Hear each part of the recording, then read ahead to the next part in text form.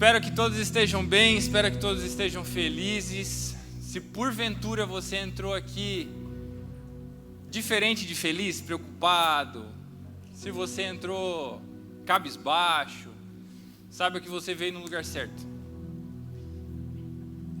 Independente de como você está no lugar certo. A presença do Senhor é um lugar que você pode se achegar assim como você está.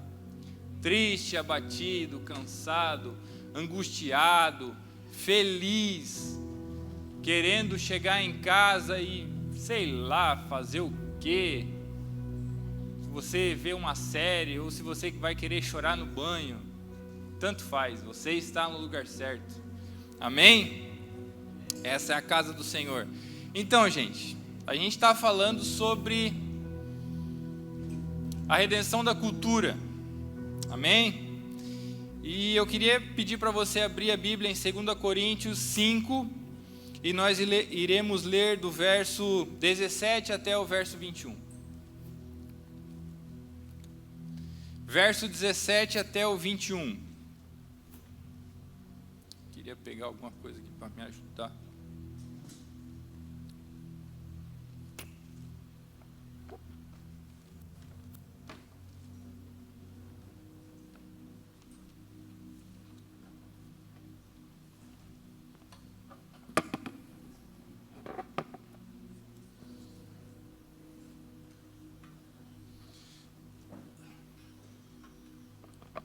Show. Verso 17 até o verso 21, diz assim a palavra do Senhor.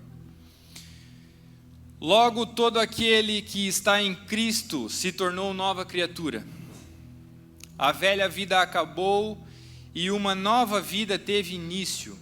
E tudo isso vem de Deus, aquele que nos trouxe de volta para si por meio de Cristo e nos encarregou de reconciliar outros com Ele. Reconciliar, diga reconciliar. Reconciliar outros com Ele. Pois em Cristo, Deus estava reconciliando, diga reconciliando, consigo o mundo, não levando mais em conta os pecados das pessoas. E Ele nos deu esta mensagem maravilhosa de reconciliação, diga reconciliação. Agora, portanto, somos embaixadores de Cristo. Deus faz seu apelo por nosso intermédio. Falamos em nome de Cristo, Quando dizemos reconciliem-se, diga reconciliem-se com Deus. Pois Deus fez de Cristo, aquele que nunca pecou, a oferta por nosso pecado, para que por meio dele fôssemos declarados justos diante de Deus. Amém? Baixe sua cabeça, vamos orar. Pai, no teu nome, Senhor, eu te peço que tu venha falar com o teu povo. Seja através de mim, Senhor, seja através de um outro irmão, seja através das canções, seja através de um abraço, mas que o Senhor fale com o teu povo.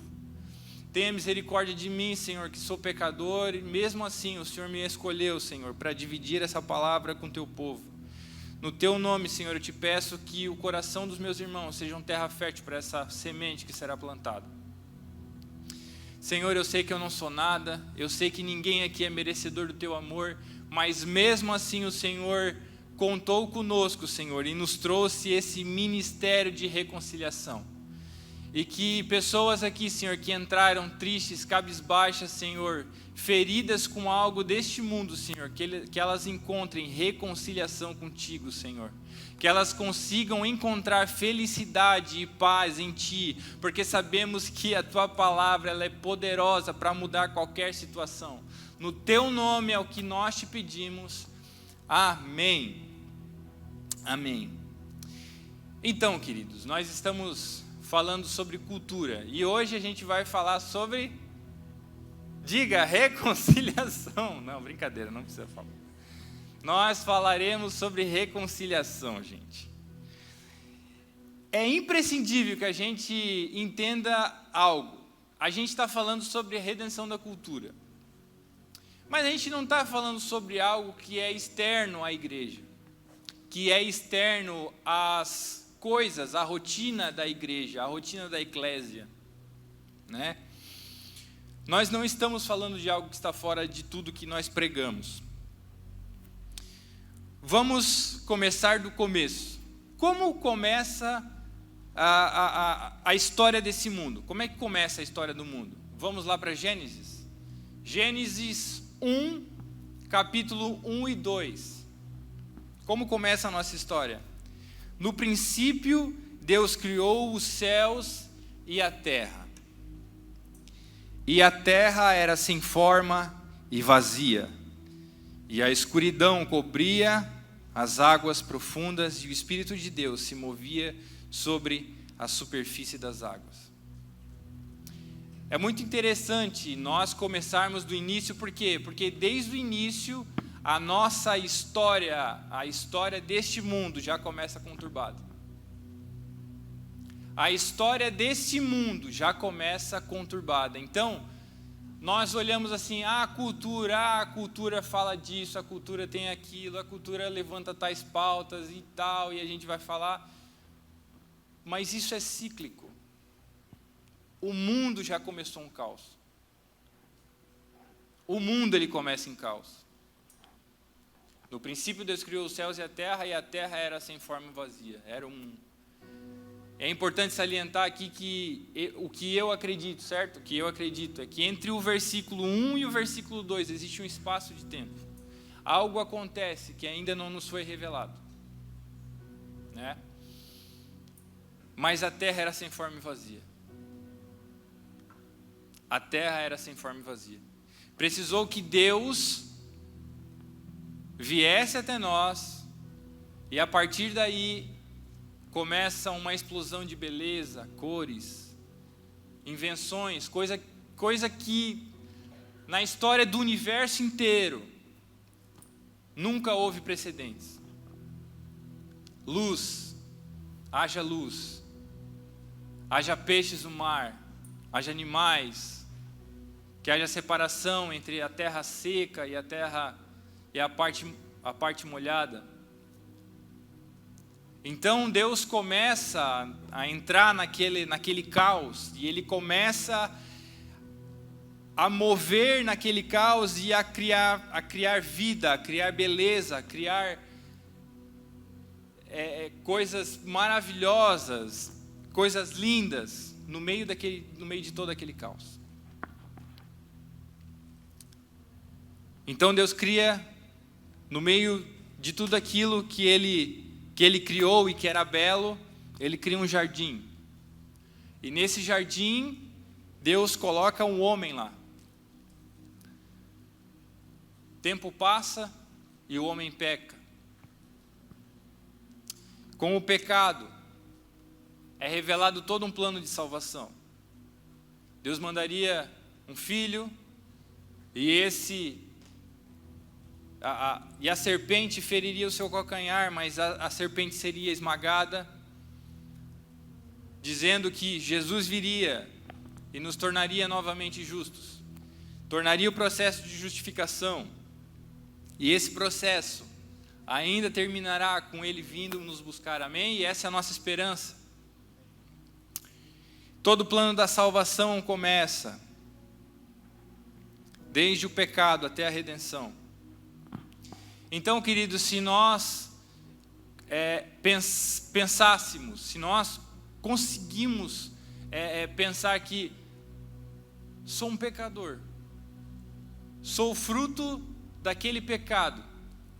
A palavra de Deus diz que por um homem um pecado entrou na terra, e por um homem ele também sairá. Por um homem também esse pecado seria justificado. Se nós pensarmos na nossa posição como pecadores, tudo o que acontecesse com nós, a partir daí seria graça, seria misericórdia. Tudo o que acontecer, se não for morte, se não for castigo, tudo é graça. Nós não somos merecedores de nada. Nós não somos merecedores de nada. Se nós fôssemos somente, ajudante dos anjos, isso já seria graça. Se nós servíssemos e ficássemos debaixo do trono do Senhor somente para servir uma aguinha para Ele, isso já seria graça. Mas Deus entrega o seu Filho para morrer em nosso lugar. Ele entrega o seu Filho para morrer no lugar de um pecador como eu, de um pecador como você.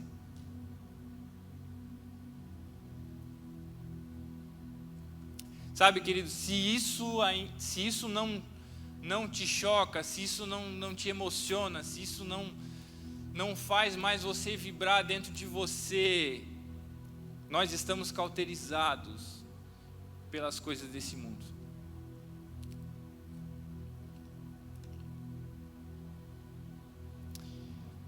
Ele morreu em nosso lugar. Depois de tudo que nós fizemos, como homens, Ele morreu em nosso lugar. E nós somos pecadores. Romanos 3:23 diz: porque todos pecaram e destituídos estão da glória de Deus. O que é destituídos? Destituídos é algo que você tem, mas que você perdeu. Você tem, mas foi arrancado de você. Nós estamos destituídos da glória de Deus. Isso foi arrancado de nós. Então, se nós estamos falando de uma redenção da cultura, como é que podemos fazer isso sem a glória de Deus? Se nós pecamos, se todos nós somos pecadores, como é que nós vamos fazer isso? Como nós iremos falar sobre a redenção da cultura se de nós mesmos, em nós não existe a glória de Deus? Se em nós fomos destituídos da glória de Deus. Glória de Deus, no original é kavod, e ela sempre aparece, ela se mistura com Shekinah, que é a presença de Deus. Então, kavod, Shekinah, presença de Deus e glória de Deus, elas se manifestam juntas. Então, se nós não temos mais a presença de Deus, se nós não temos mais a glória de Deus se manifestando, como nós queremos fazer a redenção da cultura? Que ousadia nós temos de falar sobre a redenção da cultura? Pois bem, Romanos 3:24, nós só pulamos um versículo, diz assim: sendo justificados gratuitamente pela graça, pela redenção que há em Cristo Jesus. Sendo justificados gratuitamente pela graça. É por isso que nós nos atrevemos a falar sobre a redenção da cultura. Porque nós já fomos justificados pela graça. E através dessa justificação nós trazemos a redenção a esse mundo. Nós acabamos de ler que nós somos portadores da mensagem da reconciliação. Nós somos portadores do ministério da reconciliação. E é por isso que nós falamos pela redenção que há em Cristo Jesus. Então, queridos, a mensagem eu vou continuar falando, mas grava isso. A redenção da cultura só vai acontecer quando Cristo Jesus se manifestar através de mim e você. Essa é a base de tudo que eu vou falar hoje. Grave isso. Nós só iremos trazer a redenção da cultura se Cristo Jesus for manifestado através da minha e da tua vida. O que é redenção? Redenção é a reparação de um erro, a reparação de um crime que foi cometido, a reparação de uma falta, uma retratação de algo que foi dito, na hora errada. Isso é redenção. Então, se nós falamos sobre a redenção da cultura, nós já pressupomos que a cultura desse mundo é uma cultura deturpada. Que cultura é essa? É a cultura de usurpar as belezas e meios de arte, pintura, cinema, novela, futebol, tudo isso. Isso é cultural. Isso tudo é levado como o mundo tornou cativo para transmitir algo que vem daquele que jaz no maligno, que é o mundo. O maligno usa tudo isso para deturpar a mente daqueles que consomem a cultura. E a mente daqueles que consomem a cultura e não estão firmados na rocha que é Cristo Jesus, estão com as suas mentes cauterizadas, acabam sendo levados a viver uma vida promíscua, uma vida cheia de fracassos, uma vida em que o prazer do pecado por um instante é melhor do que uma vida inteira com Jesus.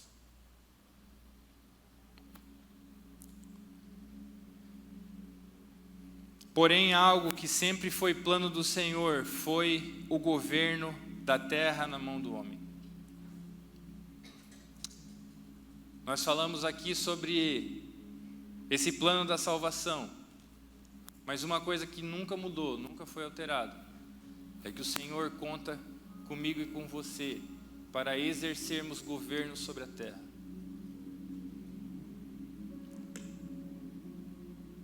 O propósito nunca é mudado, o plano nunca é mudado. A forma que as coisas acontecem são mudadas a partir das coisas que nós escolhemos fazer, porque isso Ele não tirou de nós. Ele nos dá a escolha, e a partir do momento que nós entregamos a nossa vida para Ele, acabou a escolha. Você não tem mais escolha. É viver uma vida reta, íntegra, na presença dEle e fazer aquilo que Ele manda. Afinal, não somos embaixadores? Ele criou a terra, Ele criou o Éden, e quem Ele coloca para governar aquele lugar? O homem. Ele cria o tabernáculo, Ele pede para que o povo faça o tabernáculo para que a presença dEle se manifeste. Quem Ele bota para governar? Um homem. Ele constrói uma arca para que o dilúvio não leve toda a criação embora. Quem Ele coloca como mestre daquela embarcação? Um homem. Ele nos chama para governo. Ah, Neto, mas tu acabou de falar que a gente não era merecedor de nada e agora nós somos criados para governo? Sim, nós somos criados para governo.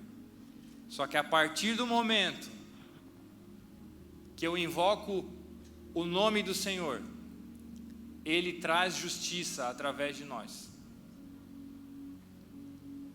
Senhor, através de mim, se manifesta. A partir do momento que eu invoco Satanás e as suas outras coisas, ele também pode se manifestar através de nós. Quem você está invocando? Você está invocando o Senhor? Ou você tem procurado mais as coisas de Satanás, deste mundo? Mesmo não sendo merecedores de coisa alguma, Ele resolveu contar conosco, colocando a maior notícia que esse mundo poderia ouvir na nossa mão para ser entregue. Ele resolveu contar conosco. na sua plenitude, Ele resolveu contar conosco. Não somos merecedores de nada, de coisa alguma, mas Ele resolveu contar conosco, para dividirmos essa notícia maravilhosa, que é a notícia da redenção, da reconciliação. Como se numa final de Copa do Mundo, está lá o Brasil jogando. Eu vou fazer uma enquete: quem é o pior jogador da seleção aqui? Quem é o pior jogador da seleção? Vocês acham sim? Chutam um. Quem? Pô, Neymar, cara. Para bater pênalti ele ainda serve. Mas vou botar aqui um que é sempre questionado, um da lateral direita. Fred? O Fred, então tá bom, o Fred. Também não sou muito fã do Fred. Então, final da Copa do Mundo, tá lá Brasil e Alemanha não, acho que não vai chegar na final. Deus do livre. Brasil e França, Brasil e Inglaterra. Brasil e Inglaterra. Vamos lá. Final da Copa do Mundo, Brasil e Inglaterra. 5 pênaltis para a Inglaterra converteu todos. Está lá o Brasil, o último pênalti da série do começo ali, vai o Fred para bater. Meu, já dá aquele ruim já, meu Deus do céu. Vai errar, cara. Vai errar, não gosto dele, é ruim. Assim fez o Senhor. Ele poderia colocar essa missão na mão dos anjos. Ele poderia colocar essa missão na mão dos arcanjos, dos querubins. Ele poderia colocar essa missão... Ele não poderia dar essa missão para ninguém, ele poderia simplesmente se manifestar e falar sobre isso. Ele podia fazer N coisas que seriam muito melhores do que colocar eu e você para dividirmos isso. Mas ele resolveu contar com o Zezinho, com a Mariazinha, com o Pedrinho, conosco.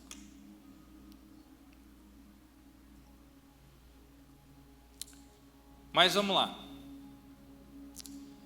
Somos embaixadores de Cristo, amém? Você está comigo, diz um amém aí, se você já não se perdeu. Amém. Somos embaixadores de Cristo. Junão falou semana passada sobre a embaixada, quem lembra? Então, numa embaixada que você está, seja que país for, se você está no Brasil e vai na embaixada dos Estados Unidos, você está em solo americano. Se você vai na da Argentina, você está em solo argentino, solo chileno, já entendeu? Então, aonde a embaixada está, ali é solo e as leis são regidas pelo país da origem da embaixada. Beleza, vamos focar no embaixador. Quem é o embaixador? O embaixador é aquele representante do governo da terra onde ele vem. Primeira coisa que é muito importante saber sobre o embaixador: o embaixador, ele vive em terra estranha. O embaixador, ele vive em terra estranha. Não somos daqui. Não somos daqui. Nós precisamos entender isso. Nós não somos deste mundo, não pertencemos a este mundo. A cultura que aí está, ela não é a nossa cultura. Não estou falando que cultura é ruim. Cultura é boa, é perfeita. Mas essa que é apresentada a nós, não. Essa não é a nossa cultura. Não somos daqui. Deixa eu te fazer uma pergunta. O que te diferencia das pessoas do mundo? O que te diferencia das pessoas do seu trabalho? O que te diferencia das pessoas da sua faculdade?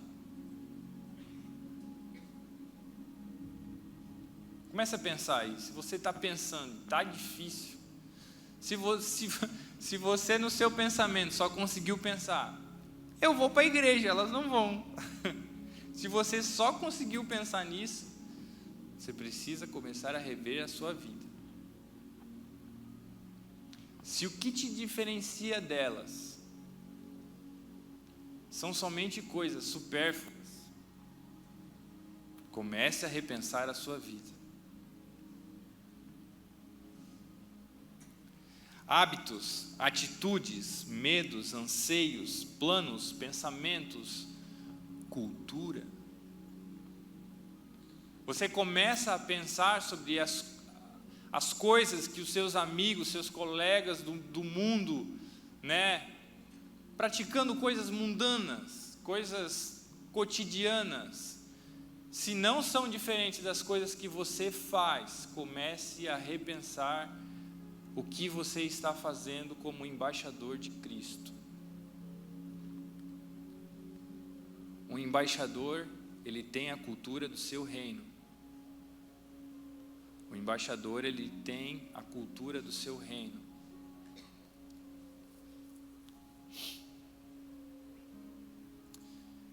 Uma coisa que eu sempre tomo como verdade na minha vida: eu posso ser uma pessoa sábia. Quem é a pessoa sábia? A pessoa sábia é aquela que vê o erro dos outros e aprende, e não faz igual.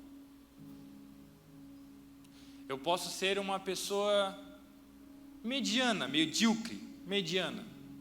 A pessoa mediana, ela erra uma vez, aprende com o seu erro e não erra mais. Ou eu posso ser o que a palavra chama de tolo, e o que a atualidade chama de idiota. Que você pode errar quanto for, você pode ver os outros errando quanto for, e você nunca vai aprender. O que eu quero dizer com isso? Nós temos um exemplo, a Europa.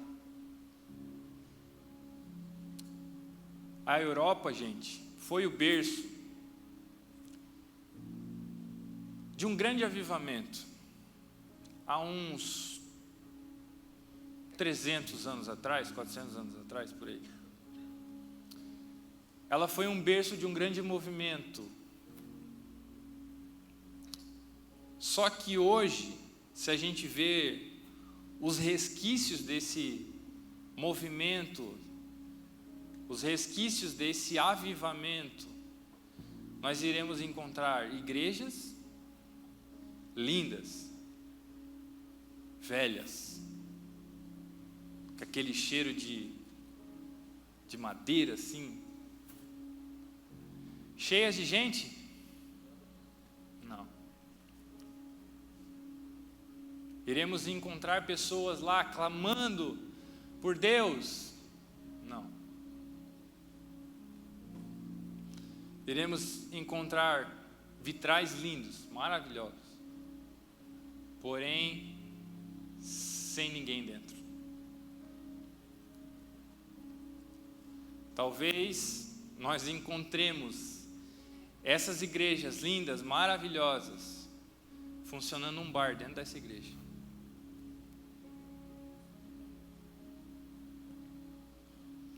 Por que eu estou falando isso, gente? Porque o que a cultura tem feito conosco hoje? Ela tem englobado o cristianismo. Em vez de conter o cristianismo e os pensamentos que o cristianismo prega, os pensamentos que o cristão prega, o que ela tem feito? Ela tem englobado na cultura. Então o que acontece? Nós temos filmes gospel, nós temos novelas gospel, nós temos música gospel, nós temos moda evangélica.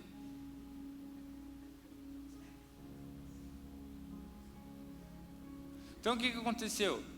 O mundo ele só pegou e olhou assim: tem um mercado de crente, tem o mercado do gospel, vamos adotar, vai entrar no mercado agora eu vou ter lá rock, pop, vou ter samba, hip hop e gospel. E nós viramos consumidores também do mercado. Já não é mais música, é música gospel. Já não é mais um filme, é um filme gospel. Já não é mais uma novela, é uma novela gospel. Já não é mais moda, é moda evangélica.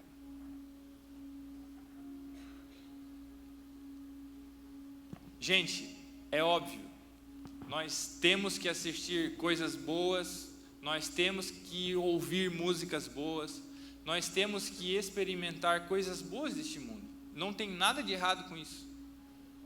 O problema é que a cultura desse mundo, dos dias de hoje, ela tem englobado os crentes, ela tem englobado o cristianismo e tomado para ela coisas que não são naturais do mundo. Então a gente vê hoje bandas que vão tocar lá no encontro com Fátima Bernardes. Tem alguma coisa de errado? Absolutamente não. Mas o que acontece? Como nós olhamos para eles, a gente olha, poxa, que legal, tem uma banda indo lá e pregando o evangelho através da música. Como o mundo olha, que legal, eles falam sobre amor, eles falam sobre carinho, sobre estar mais perto. Eles olham dessa forma. Mas o evangelho não é sobre isso. O evangelho não é somente sobre amor. O evangelho, ele não é somente sobre carinho, sobre cuidado. O evangelho é sobre justiça. O evangelho é sobre morrer para si mesmo. Então é apresentado o evangelho muito fácil. É apresentado através dessa cultura englobada do mundo. Um evangelho raso. Talvez uma imensidão, um mar gigantesco é apresentado. Talento, nós temos muito talento dentro da igreja. E aqui eu estou falando sobre a igreja brasileira, nós temos muito talento. A igreja brasileira ainda é o grande formador de músicos do Brasil. Nós temos pessoas que vão tocar no sertanejo, nós temos pessoas que vão tocar no pop, nós temos pessoas que vão tocar internacionalmente, que nasceram aprendendo um instrumento dentro da igreja. Santa Catarina tem sido polo de pessoas que aprenderam a tocar dentro da igreja, só que não enxergaram um mercado, não tiveram como viver da música dentro da igreja, e optaram por viver uma vida fora da igreja, tocando em barzinhos, tocando para cantores sertanejos, em lugares deploráveis. Então, a igreja ainda tem formado pessoas que gostam da cultura, que conhecem, que são cultas, mas que não encontram um espaço dentro da igreja para demonstrar e serem valorizadas por isso.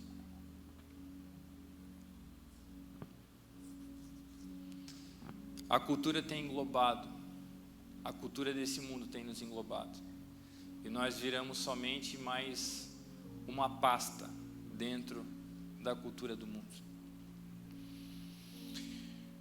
Nós vivemos em terra estranha, não somos daqui. Uma outra característica é que o embaixador ele fala em nome do seu governo e traz para a terra estranha a sua pátria. Somos agentes de transformação que já foram transformados Nós somos agentes de transformação que já foram transformados. Gente, se eu estou pregando aqui para vocês, é porque a palavra já passou por mim, já destruiu um monte de coisa dentro do meu coração, já refez muita coisa dentro do meu coração, e agora eu posso estar pregando para vocês. E as coisas que são duradouras, elas só acontecem dessa forma. Se primeiro for verdade para mim, depois eu passo para você. Agora, se eu chegasse aqui e falasse de algo que eu não vivo, gente, seria uma mensagem vazia. E eu com certeza saberia dentro de mim que não haveria fruto nenhum. Pessoas que curam, que agem em nome do Senhor e curam outras pessoas, são pessoas que já foram curadas. Pessoas que transformam, são pessoas que já foram transformadas. Não tem como eu ter um buraco dentro de mim, na minha área emocional, e querer chegar para alguém que está também estraçalhado e querer ajudar ela. Não, é impossível, não tem como. Não é assim que a palavra do Senhor funciona. Trazemos redenção, pois fomos redimidos, conhecedores e prova viva do poder da palavra. Nós devemos ser prova viva do poder da palavra. Nós estamos falando sobre a redenção da cultura, e a gente fala que essa redenção só virá a partir do momento que eu me prostrar diante de Cristo e que eu começar a demonstrar Cristo para as outras pessoas através da minha vida. Se eu falo tudo isso, eu devo ser a prova do que eu estou falando.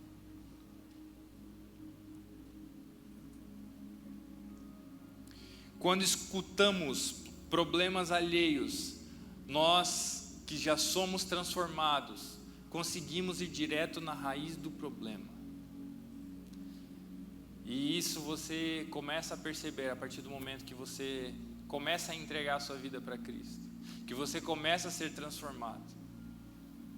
Você vê um problema de casais, um problema dentro do relacionamento, do casamento. A primeira pergunta, e eu e a Jéssica já aprendemos isso, a primeira pergunta é: vocês estão orando? Vocês estão lendo a Bíblia juntos? Como é que está sendo o momento de vocês com o Senhor? Sabe por que nós perguntamos isso? Porque a gente já passou por isso. Nós temos 6 anos de casado, é pouco? Com certeza. Nós temos um casal aí que fez 28 anos de casado semana passada, gente. Adivinha quem é? 28 anos de casados. Comparado a 6, não é nada. Mas nós já conseguimos aprender que se algo der errado no nosso casamento, é por falta de leitura da palavra, de relacionamento com Deus. Não adianta eu chegar todo dia a trazer flores para Jéssica. Não adianta eu chegar todo dia e trazer bombom para Jéssica. Seria muito bom, né, amor? Com certeza. Mas isso não seria nada se eu, como marido do lar, não chamasse a responsabilidade e não chamasse a atenção para quê? Amor, como é que tu tem lido? Tem lido a Bíblia? Tem orado? A Jéssica da mesma forma pergunta para mim: amor, como é que está sendo o teu momento com Deus? Tu está tendo? Tu está lendo a Bíblia? A gente se cobra nisso. Por quê? Porque isso é a saúde do casamento. Leitura de palavra, oração, jejum. Isso é a base da vida do cristão. Não é somente dentro do casamento, gente. É em todas as áreas da sua vida. Se você quer que o seu casamento vá bem, procure o Senhor. Se você quer que a sua faculdade vá bem, procure o Senhor. Se você quer que no seu trabalho vá bem, procure o Senhor. Vá procurar primeiro o Senhor, antes de tudo, antes de qualquer coisa. E isso a cultura tem tirado de nós, a cultura desse mundo.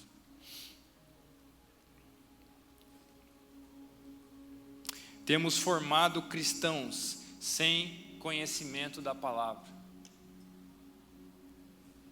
O que é conhecimento da palavra? Conhecimento da palavra é diferente de memorização da palavra. Porque você pode memorizar a palavra. Você pode saber o que está escrito em João 3,16. Vem cá, Cleiton. Não, brincadeira. João 3,16, o texto áureo da Bíblia. Porque Deus amou o mundo de tal maneira e deu o seu Filho unigênito para que todo aquele que nele crê não pereça, mas tenha a vida eterna. Você pode decorar esse versículo, mas se esse versículo não tiver escrito dentro de você, do seu coração, se você não viver a palavra, você será um cristão medíocre. Perdão, medíocre não, tolo.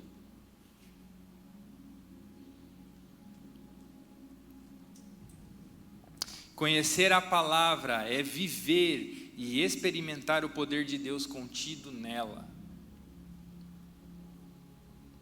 Sabe, gente, o que nós pregamos, a Bíblia, a palavra do Senhor, ela não é um manual de instrução. A Bíblia, ela não é somente um manual de instrução. A Bíblia, ela não é um livro de autoajuda. A Bíblia não contém a palavra do Senhor. A Bíblia é a palavra do Senhor.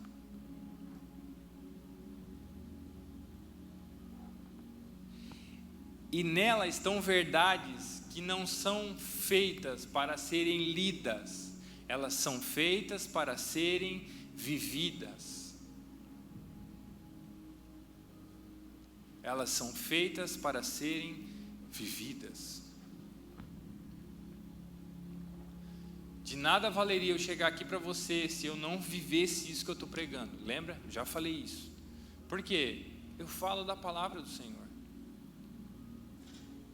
E não adiantaria de nada eu falar tudo aqui, você entender tudo que eu estou falando e passar por aquela porta e você desligar o disjuntor do crente e ligar o disjuntor do Zezinho que mora sei lá onde, normal, cidadão do mundo.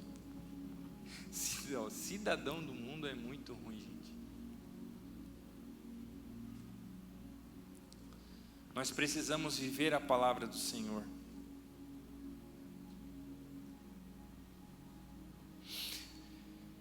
Temos visto uma geração de crentes acomodados. Gente, quando eu falo da igreja da Europa, eu realmente tenho muito temor de que isso aconteça conosco. Nós vivemos numa era em que nós não somos perseguidos. Ninguém bate na nossa porta e diz assim, ou nega o teu Deus, ou então vai morrer. Não acontece isso conosco aqui no Brasil. Em alguns lugares do mundo isso acontece. Nós não vivemos aqui no Brasil, isso não é cultura aqui, de policiais entrarem por aquela porta e falar, tem que parar o culto porque o horário não pode mais, vocês não podem mais falar sobre a Bíblia, vocês estão querendo fazer uma indução de religião, uma indução de fé. Isso já acontece em alguns lugares da Europa. Se nós quisermos ir na praça e fazer um culto ao ar livre, ainda nós conseguimos aqui no Brasil. Na Europa isso já não pode mais. Sabe qual é o método de evangelização que eles estão adotando lá? Eles estão fazendo coffee shops. Eles fazem um lugarzinho lá, às vezes um carrinho mesmo de lanche, tem lá um café e as pessoas vão tomar esse café e acabam ali fazendo pequenos devocionais. E assim tem sido a maneira de eles conseguirem fazer o culto ao ar livre. Porque de outra maneira eles são acusados de indução religiosa. Isso já está acontecendo. Sabe por quê? Porque uma geração de crente frouxo não deixou nada de legado para a próxima geração. Isso eu tenho dito no GP. Falei, cara, tem uma geração que já está indo. Tem outra geração que nos trouxe até aqui. E eles estão plantando. Mas a minha geração está chegando. E o que eu vou deixar para o meu filho de legado?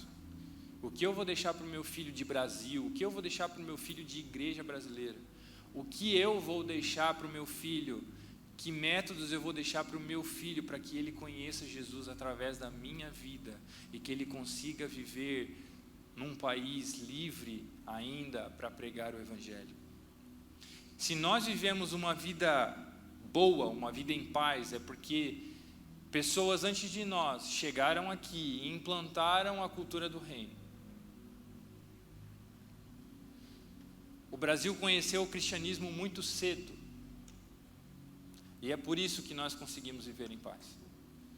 Se você vê em qualquer outro país, você vai ver um país com fome, um país pobre, um país em que as pessoas são vítimas de doenças que para nós já são passado. É muito difícil a gente escutar de alguém que morre de gripe. Tem países que as pessoas morrem de gripe. Agora chegou a Covid, pessoas morreram de Covid. Mas a gripe que, outrora matou muita gente, nós já temos como controlar, mas alguns países não. Países em que o cristianismo ainda não chegou. Mas ao mesmo tempo, nesses países, existem missionários falando sobre o poder da palavra, sobre aquilo que nós estamos falando aqui. E milagres dos mais variados possíveis têm acontecido lá, para que a palavra do Senhor seja mostrada como verdade absoluta naquele lugar. Milagres e maravilhas têm acompanhado os missionários lá no campo missionário. A Ana está aí? A Ana está lá. Ó. Com certeza, ela pode falar sobre isso. Ela deve ter vivido ou escutado histórias já sobre isso. Pessoas que resolveram testar sobre aquilo que ouviram da palavra, e o Senhor tem manifestado o seu poder. Mas aqui nas águas calmas, nós temos criado pessoas, crentes, acomodados.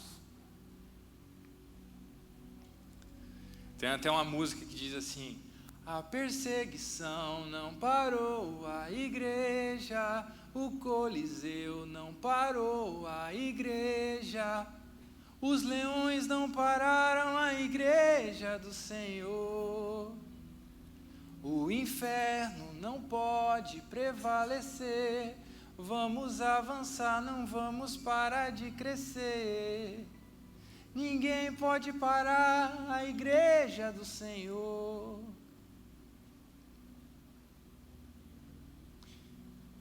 Pessoas foram jogadas no Coliseu e não negaram a sua fé. Pessoas foram devoradas por bestas dentro do Coliseu e não negaram a sua fé. A igreja por muito tempo foi perseguida e ela não negou o Senhor. Será que vai ser agora na calmaria que nós negaremos o Senhor? Uma outra canção diz assim, ó: ó meu Deus, reaviva a tua igreja de novo, faz a chama arder nesse povo, como eram os primeiros cristãos.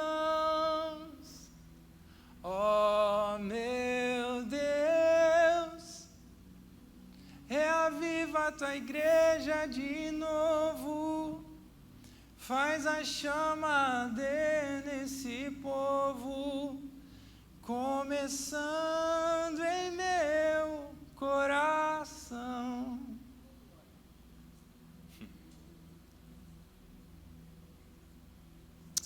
Começando em nosso coração. Se nós queremos um avivamento real, gente, se nós queremos algo que perdure por muito tempo, deve começar em nosso coração, começando dentro da nossa casa. Se você quer um avivamento que vai mudar o mundo, comece a tratar o seu pai e sua mãe melhor, comece a tratar seu amigo melhor, comece a tratar seu chefe melhor, comece sendo diferença lá.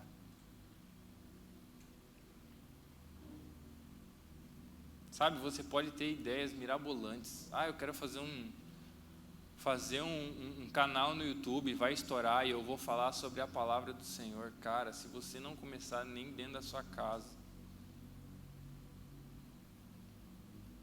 você vai dar um passo para frente, 2 para trás.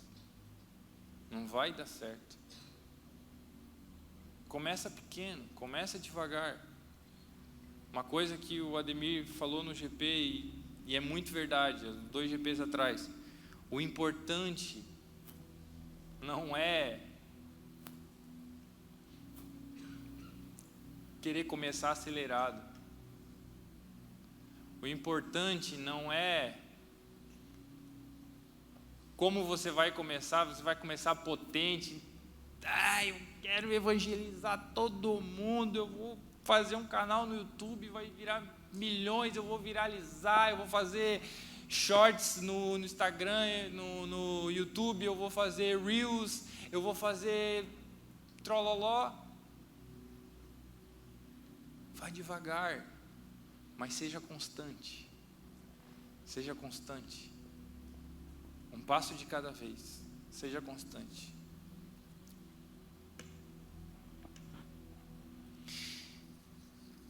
E tem uma outra música, e essa a gente não canta aqui. Por quê? Porque é uma oração individual, e nós do Ministério de Louvor a gente tem esse cuidado. Ela é muito linda, mas a gente não canta porque a gente sabe que não são todas as pessoas que vão cantar isso e que isso vai ser uma verdade. Que música é essa? Perto quero estar, junto aos teus pés, mais prazer maior não há que me render e te adorar. Não sou apenas servo, teu amigo me tornei. Daí o que fala? Te louvarei, não importam as circunstâncias.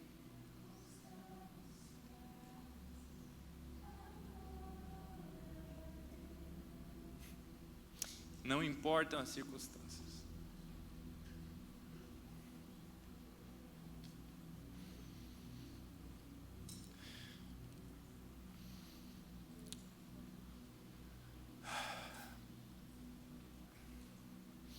Sabe, gente, vocês não sabem o peso que é estar aqui falando sobre isso. Mas vai chegar uma hora que vocês vão ser cobrados por isso. Vai chegar uma hora em que eu vou ser cobrado por isso. E para você cantar isso, e isso realmente for uma verdade, na sua vida, você vai ter que viver o Evangelho.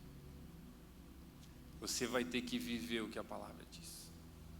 É impossível você ser um crente frouxo, um crente acomodado e falar que te adorarei, não importa. É impossível. A primeira circunstância, você está deixando Jesus. Na primeira adversidade, você deixa Jesus. Quer ver? Vou te fazer uma pergunta.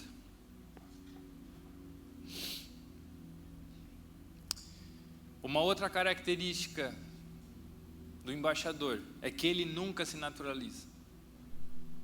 Ele pode viver em terra estranha 30, 40, 50, 60, 70, 80, 90 anos, 100 anos. Ele nunca vai se naturalizar, porque ele sabe que ele não pertence àquele lugar. Não somos daqui, não andamos como as pessoas daqui, não amamos o mundo, não falamos em nome do mundo, não nos conformamos com esse mundo. Não somos daqui. Deixa eu te fazer a pergunta. Quando você está sem dinheiro, quando acaba o dinheiro, estou falando para a pessoa daqui, do esconderijo, qual é o primeiro lugar que você corta? Qual é o primeiro corte que você dá no seu orçamento? Quando o seu dia ele foi muito cansativo, qual é a primeira coisa que você deixa de fazer? Se a sua resposta foi que você corta a oferta e você corta o seu devocional, comece a repensar se você vai adorar Ele, não importam as circunstâncias. Se por coisas simples nós já cortamos aquilo que Ele merece, que é a nossa devoção e a nossa oferta, como louvor a Ele, comece a pensar se você realmente vai adorar Ele, independente das circunstâncias. Qual é a mensagem que nós levamos como embaixadores de Cristo? Que mensagem é essa? A mensagem da reconciliação. Versículo 19: pois em Cristo Deus estava, e aqui eu já queria que a banda subisse, pois em Cristo Deus estava reconciliando consigo o mundo, não levando mais em conta os pecados das pessoas, e Ele nos deu essa mensagem maravilhosa de reconciliação. Agora, portanto, somos embaixadores de Cristo. Deus faz o seu apelo por nosso intermédio. E se falamos em nome de Cristo, quando dizemos reconciliem-se com Deus, nós falamos reconciliem-se com Deus. Essa é a mensagem que nós carregamos. E sabe por quê? Pois Deus fez de Cristo aquele que nunca pecou a oferta por nosso pecado, para que por meio dele fôssemos declarados justos diante de Deus.